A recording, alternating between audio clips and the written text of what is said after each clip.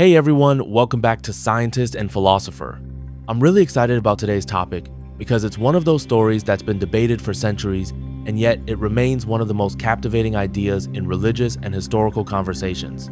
We're talking about the virgin birth of Jesus, the claim that Jesus was born to Mary, who was a virgin at the time of his conception. Now, if you grew up hearing this story, you probably picture something miraculous and beyond explanation. But today, let's put on our logical hats, look through history, science, language, and culture to understand what this really means. Is it literally true? Is it metaphor? Or maybe something else entirely? Let's dive in. Alright, so first, where does this story come from? The story of Jesus' virgin birth appears mainly in two of the four canonical Gospels, Matthew and Luke.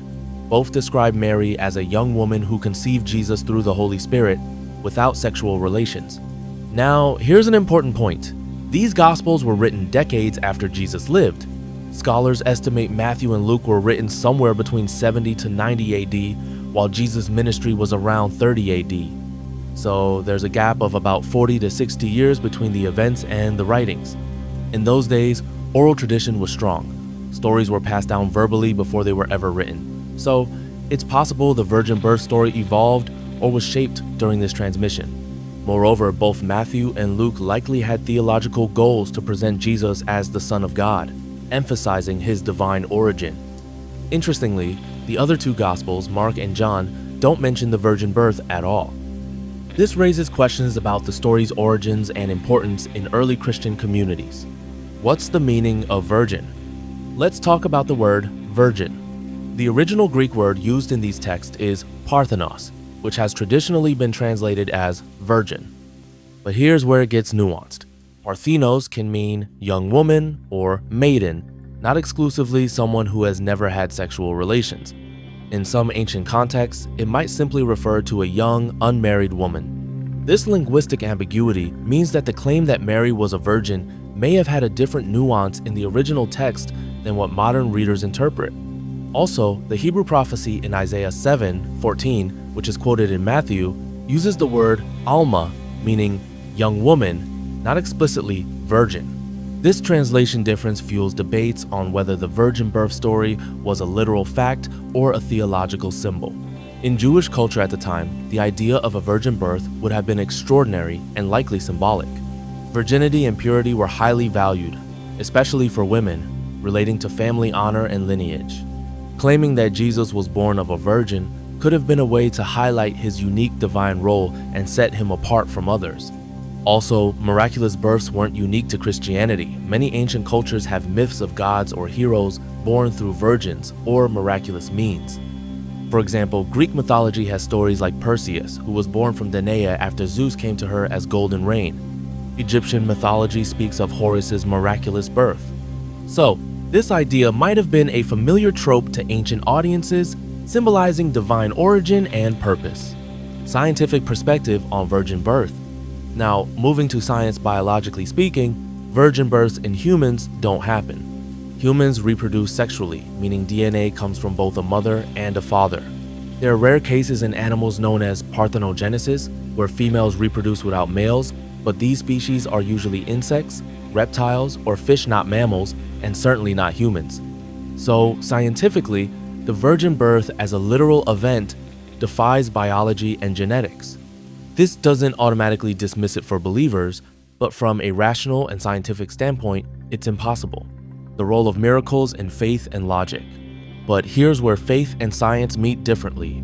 If you're a believer, you might say, hey, it's a miracle beyond human understanding and natural laws. Miracles, by definition, are supernatural events that can't be explained by science. Philosophers debate the nature of miracles. Are they violations of natural laws, or events within the natural order, but caused by divine will? For many, the virgin birth is a key miracle affirming Jesus' divine nature. Others see it as a symbolic narrative designed to convey spiritual truths rather than scientific facts. Why the virgin birth story matters today? Whether literal or symbolic, the virgin birth story holds deep meaning. It emphasizes purity, hope, and divine intervention. It reassures believers that Jesus was more than a man, he was God incarnate. At the same time, it invites us to think critically about how stories shape belief and identity. Alright, now let's dig into the theological reasons why the virgin birth is such a central belief in Christianity. One main argument is that Jesus had to be both fully human and fully divine. If he had a biological father, some theologians argue he wouldn't be purely divine. The virgin birth, therefore, symbolizes Jesus' divine origin conceived by the Holy Spirit, without human intervention. This concept is deeply tied to the idea of incarnation, God becoming man. From a Christian perspective, this miraculous birth is essential to fulfill Old Testament prophecies, like Isaiah's prophecy. But here's a critical thought. Are these prophecies clear predictions, or were they interpreted after the fact to fit Jesus' story? Many scholars say the latter, that texts were reinterpreted to support emerging Christian theology.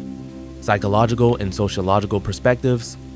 From a psychological angle, miraculous birth stories serve a social and emotional function. They elevate the status of the individual and create a narrative of exceptional destiny. For early Christians living under Roman rule, stories like the virgin birth provided hope and a sense of divine purpose. Sociologically, it helped unify communities around a shared sacred story. Humans are wired for stories, especially ones that inspire and give meaning. In this sense, whether literally true or not, the virgin birth story played a powerful role in shaping belief and identity. Comparisons with other religious traditions. If you look at other religious traditions, virgin or miraculous births aren't unique. As mentioned earlier, figures like Krishna in Hinduism and Horus in Egyptian mythology also have miraculous birth narratives. This suggests that such stories might be archetypal part of a universal human way to explain the divine entering the world. From this perspective, the virgin birth might be less about biological fact and more about communicating profound spiritual truths through familiar storytelling devices, modern interpretations, and debates. Today, modern theologians and believers interpret the virgin birth in diverse ways. Some hold it as a literal, supernatural event. Others see it as metaphorical, a symbol of spiritual purity and God's presence. There's also the view that it's a poetic way to express Jesus' uniqueness without focusing on biology. This flexibility allows Christianity to engage with modern science while maintaining its spiritual core. The virgin birth story has permeated popular culture from movies to art to literature. It shapes the way people understand Jesus' identity, often emphasizing mystery and wonder. At the same time, pop culture sometimes simplifies or sensationalizes the story, leading to misunderstandings. Questions for reflection. So, what should we take away from all this?